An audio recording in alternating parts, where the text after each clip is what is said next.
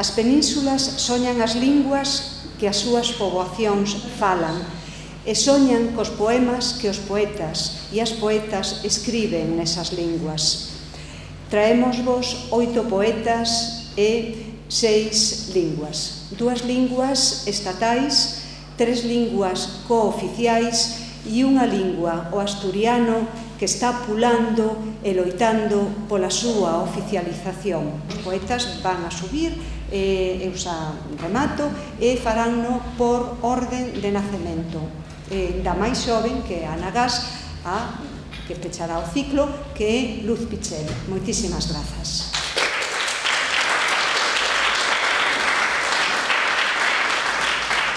No hauries de temptar-te amb el verí fins al dia de la teva mort. Ha deixat una taca violeta que ofusca la lletra maleïda del teu cos esborrellat. On és l'espai? Quan és el temps?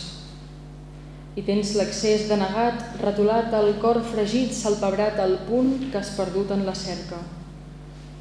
Com fumarol de festa et raja el buit entre els dits. Cap vers no ho comprèn, i que així sigui.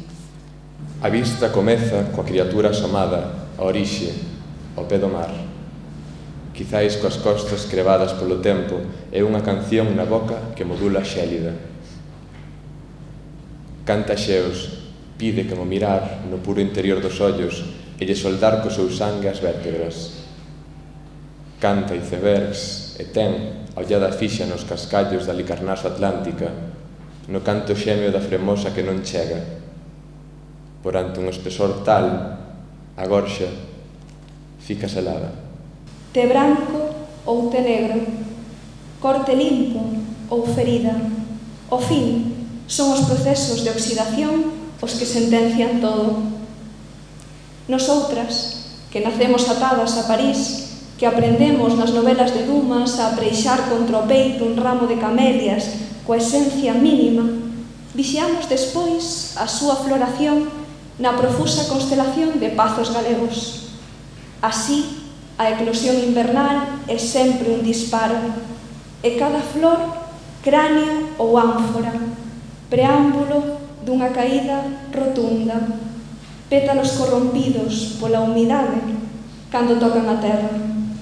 Esa, non o esquezas, será a nosa oración. O fin son os procesos de oxidación os que sentencian todo. Graciñas. Non é feble o tremor, mas no que me pretendo, nas pegadas dos arroaces no mar, nas fervenzas que combate o seteiro, treme a frecha na fonte, pero sempre tarde. Por iso o meu amor era triste. Sabías de min e da tristeza, por iso, cando pousaba en min o teu ollar, era triste, e triste sorteabasme as mágoas, de forma fera que non morde se cala, e que prefería cremar chancelas, atravesalas, e cuxo mar era triste. Non vin outro deserto dentro do deserto, e un exército tampouco me acudiu. Entón, a potencia da seta é a corda tesa, e o exército acode, e somos nós. Digo Paul porque a janela é silente e o vidro é embaçado e nenhuma palavra se substitui ao silêncio.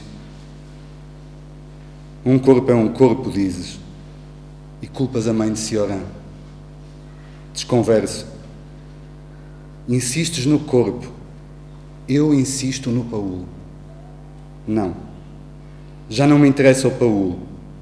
Interessa-me a janela, o vidro embaçado.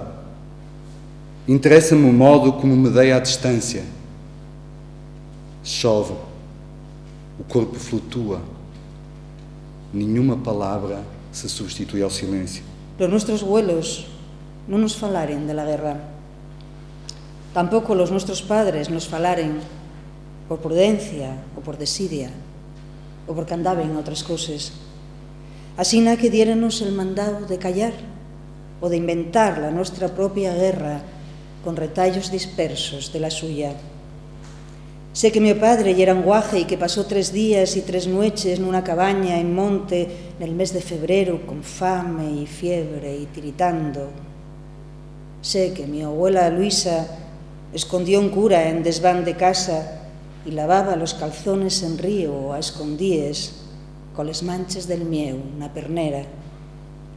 Sé que mi madre, bien chica, tiró al caballo e estazó les ñarices naquellos tiempos tan malos para las enfermedades, y que mi tío Miguel escapó de un bando a otro como una raposa famienta toda la guerra.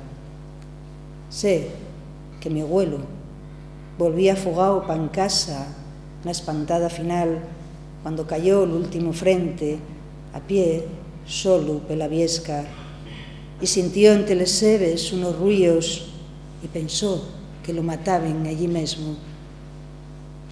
Pero allí era nada más unha rapaza con 2 simples llaranxes, una en cada mano, e aquellos llaranxes brillaban como huevos de colores gigantes entre la niebla. Eso fue lo que mi abuelo nos contó de la guerra, e el sabor de aquellos llaranxes todavía dura. Os poetas teñen a obriga de prestar atención e intención a favor da vida.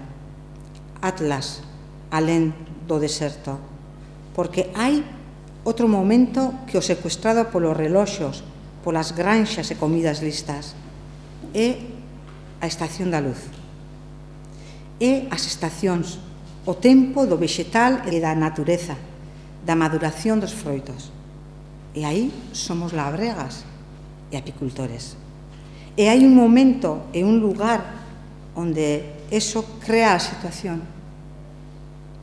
Kairos en griego, giro en euskera, sitio, tempo, situación, gunea. Neste caso, nosos e nosas.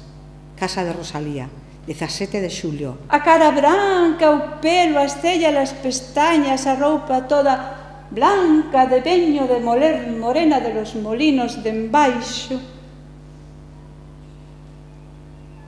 Aguchados ele los muiños, ali entre os taxos, apreixados ali,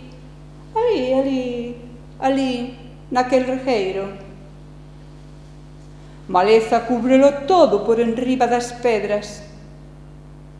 Colorido brutal na primavera, que por maio era, por maio. Protéxense dos ladróns. Afúndense na hidrosfera do Val do Deza, estorbando. Estorbando? Sí. Estorbándolle aos mortos. Coroza de palla, feita a medida prela pola boa Manuela. Corra pequerrecha entre os carballos, fuxindo, as caneliñas todas rabuñadas, os tornecelos berrando, e todo berrar, mamá. Pero a mamá, nada, está en Barquisimeto. Pois eu vexo unha moa de muiño saindo á luz, o regueiro retornando coa súa repenica, e os veciños volvendo á comunal encomenda de facer o pan e repartilo.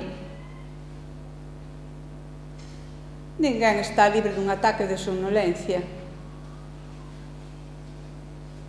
A mamá nada, O Atlántico espállase tamén como a árbora aquela dun cabo ao outro do mundo. Os peixes pequeniños non precisan zocos nin escarpíns.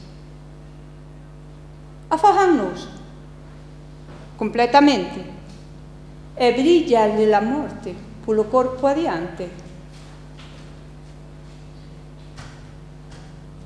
Debuxo dunha moa de muiño, ela mirando para ela, a rapaza, sen pestanexar.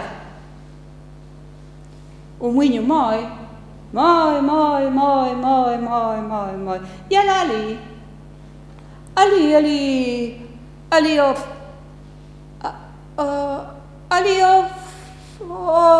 o frío. Moitas gracias.